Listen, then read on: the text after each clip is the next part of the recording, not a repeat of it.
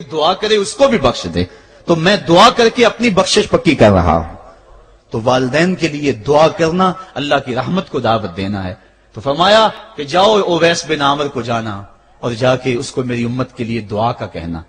حضرت سیدنا عمر فاروق حضرت علی المرتضیٰ گئے، جا کے ڈھونڈا، تلاش کیا، اویس بن عامر ملے، حضور کا سلام کہا، بس پھوٹ پھوٹ کے رونے لگے۔ کہا بتاؤ میرے رسول کے لبوں پہ میرا نام کیسے آیا تھا؟ حضور میرا جب تذکرہ کرتے تھے کیسے کرتے تھے؟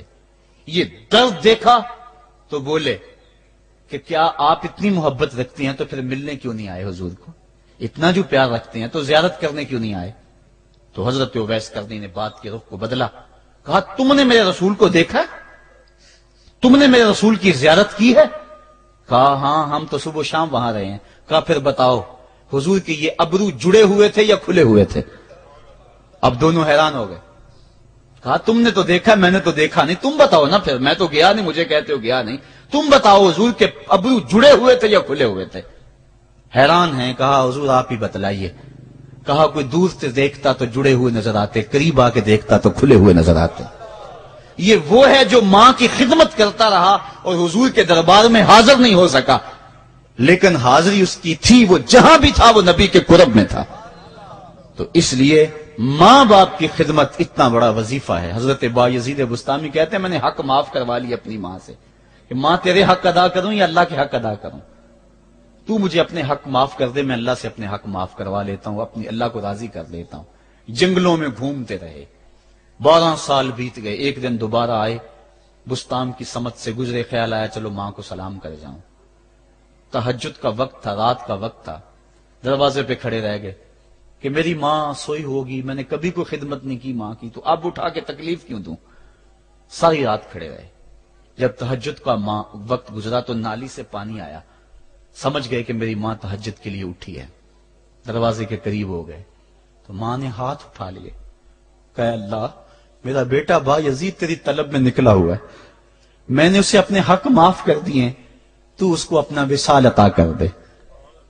حضرت بایزید دروازہ کھٹکھٹانے لگے اور ماں کے قدموں میں لپٹ گئے اور رو کے کہنے لگے جس رب کو میں جنگلوں میں تلاش کرتا ہوں وہ تو رب میری ماں کے پاس ہے۔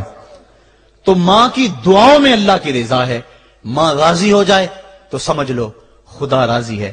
اللہ تعالیٰ جل شانہ نے ارشاد فرمایا وَقَضَىٰ رَبُّكَ أَلَّا تَعْبُدُوا إِلَّا إِيَّاهُ، تیرے رب نے یہ طے کر دیا ہے کہ اس کے علاوہ کسی کی پوجا نہیں کرو گے، وَبِالْوَالِدَيْنِ إِحْسَانًا، اور والدین کے ساتھ اس نے سلوک سے پیش آؤ گے۔ اما یبلغن عندک الکبر احدہما او کلاہما فلا تقل لہما اف ولا تنہرہما، اگر تیرے پاس دو یا دونوں میں سے ایک بڑھاپے کو پہنچ جائیں تو پھر ان کے سامنے تو نے اف بھی نہیں کہنی اور نہ ان کو جھڑکنا ہے اور ان سے نرم لہجے میں بات کرنی ہے۔ جب ماں باپ جوان ہوں، بچوں کی ضروریات پوری کر رہے ہیں، ان کے تعلیمی اخراجات اور ان کے معاشی سارے معاملات درست کر رہے ہوں، تو اس وقت تو والدین کی بچے تعظیم کرتے ہی ہیں۔ امتحان اس وقت شروع ہوتا ہے جب ماں باپ بوڑھے ہو جاتے ہیں اور چلنے پھرنے کی سخت بھی نہیں رہتی، صرف سانس کی ایک ڈوری لٹکی رہتی ہے، اور جس طرح بچہ اپنے بدن سے مکھی بھی نہیں اڑا سکتا تھا اب یہ حالت ماں باپ پر آ گئی اور بچے کی طرح مزاج چڑچڑا ہو گیا۔ زمانے کے حالات بدل گئے لیکن ماں باپ کی وہ پرانی روش ہے، وہ اسی انداز میں اسی ڈگر میں بات کرتا ہے۔ یہ آزمائش کے دن ہیں، یہ امتحان کے دن ہے، اب دیکھنا ہے والدین کی اس وقت تعظیم کون کرتا ہے۔ فرمایا اما یبلغن عندک الکبر، اگر تیرے پاس وہ بڑھاپے کو پہنچ جائیں، دونوں پہنچ جائیں یا تیری خوش قسمتی کہ دونوں میں سے ایک پہنچ جائیں یا دونوں پہنچ جائیں، تو پھر ان کی تو نے تعظیم کرنی ہے۔ کیا کیسے تعظیم کرنی ہے؟ فلا تقل لہما اف، تو نے ان کو اف بھی نہیں کہنا۔ حضرت امام فخر الدین رازی کے حوالے سے میں آج ہی صبح یا گزشتہ شب اف کی تشریحات دیکھ رہا تھا، انہوں نے 12-13 اقوال بیان کیے ہیں لیکن 2 قول فرماتے ہیں۔ اف یہ ہے کہ انسان کے بدن کے اوپر جو شفاف رہتا ہو، صاف رہتا ہو، مٹی پڑ جائے، ریت کا ذرہ پڑ جائے تو اس کو پھونک مار کے اس کو ہٹاتا ہے، تو وہ پھونک سے جو آواز پیدا ہوتی ہے اس کو عربی میں اف کہتے ہیں۔ تو پھر اف ہر اس چیز کے لیے منقول ہو گیا جو ناپسندیدہ ہے۔ ایک تو قول یہ ہے کہ والدین کے سامنے اس احتیاط سے رہو۔ دوسری بات، آپ فرماتے ہیں اف کا مفہوم یہ ہے کہ جب ماں باپ بوڑھے ہو جائیں تو بولو براس چارپائی پہ نکل جاتا ہے اور انسان ان کو اٹھا کے ان کی خدمت کرتا ہے، صفائی کرتا ہے، کپڑے بدلتا ہے۔ انسان کی طبیعت میں جو فطری نفاست ہے اس کے تحت اس کو ماں باپ سے جو مکروہ اور ناپسندیدہ بو آتی ہے اس سے وہ بچنا چاہتا ہے۔ وہ نفرت ماں باپ سے نہیں ہوتی، وہ نفرت اس بدبو سے ہوتی ہے جو ماں باپ کے بدن سے یا چارپائی سے یا کپڑوں سے اٹھ رہی ہے۔